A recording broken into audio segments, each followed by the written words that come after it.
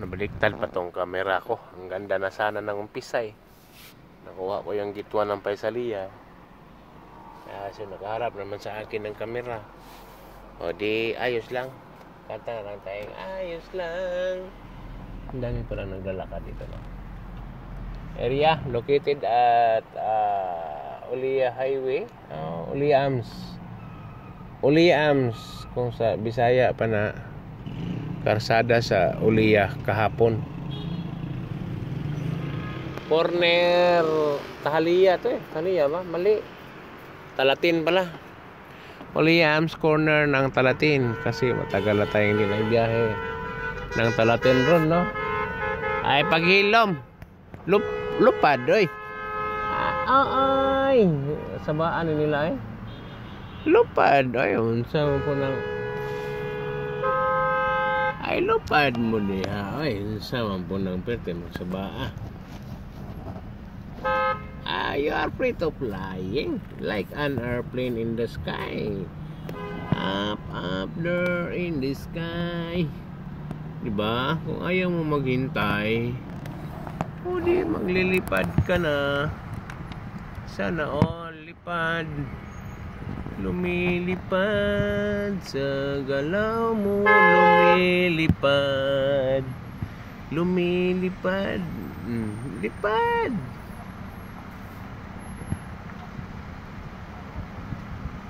Lumilipad sa Porsche. Porsche pala eh. Kaya pala ang yabang nitong magbusina eh. Naka-Porsche ka pala. Porsche. Paano ba? Porsche. Yeah, bante. Naka-Porsche ka lang. Dami mo ng ingay sa busina mo. Papansin ari. Apansin. Oy. Kala mo nabili na niyang kalsada oh. Paano nga yan? Okay, businahan mo nga yan. Sinong mali dyan?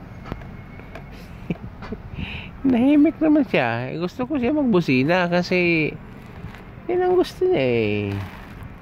Hindi makahintay. Kukurutin ko na yung kuto mo. Sarap kurutin sa ngalangalay. Kasi sila, yan, masaya ang dito, no? Miraya Coffee Shop, okay? Pasukin ko yung pasukin natin yung second door. Dalawang main door kasi ang Paisalia Mamlaka, no?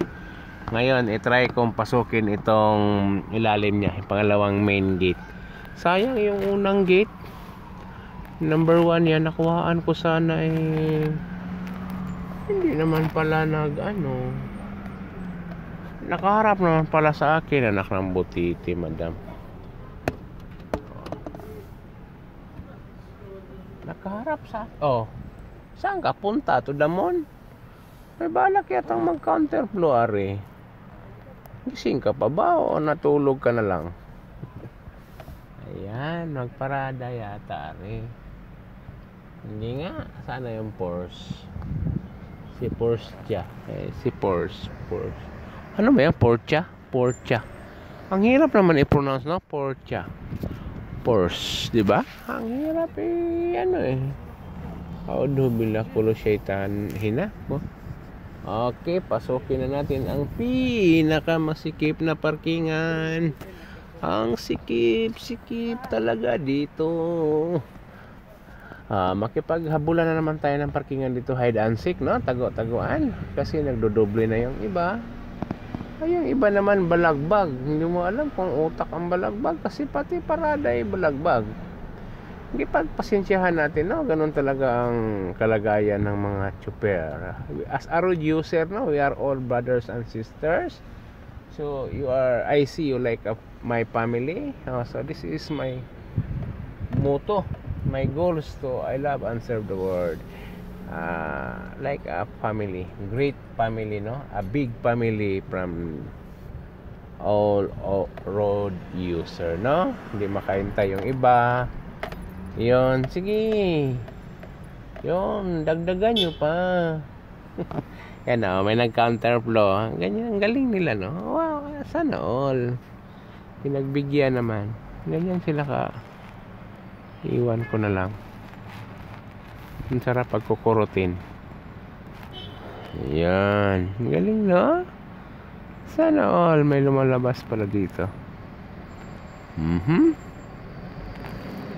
Ito, may... Oy, ang ingay. Shout out sa basurahan natin, no? Ang babait nila kasi kahit taglamig, nangungulikta pa rin ng basura. Oh, okay, paparada ako. Takto sa parada ko. Ang galing, Ang galing. May parkingan ako, di ba? Kasi hindi tayo nagmamadali. Hindi tayo nagmamagaling. Talagang kulang, no? Parada natin ng malupit. Sige nga, kuhaan na ng video, no? Yung pula, ibig sabihin, kung tamaan yung gutter, yung pula igilid natin, yun yung pinakagulong yung guhit ng pula na yan. Ngayon, kung tamaan ko yung gutter, delikado ang rim. Kaya yung pula, igilid lang natin. Mga ilang pulgada yan, no? Mga 3 pulgada bago tatama sa ano. Ngayon, to prove, tested na kasi, no? Proven and tested. I-try ko siya kung gaano katotoo yung pinagsasabi ba. Kasi kung ano yung nakita, di ba, siya yung may balita ko. Ngayon, to make it prove, i-proven tested na kasi siya, no? Para malaman natin na, di ba, ang nakita ninyo sa reverse camera, halos 3 pulgada sinasabi ko. Yan po ang gulong, di ba totoo? Totoo, kasi yung pula, yun ang pinaka-guide. Gulong na yun kasi. Ayan, di ba? Ang ganda. Ang distansya sa gutter natin nasa mga 4 o 5 pulgada po. Yan, di ba? Yan.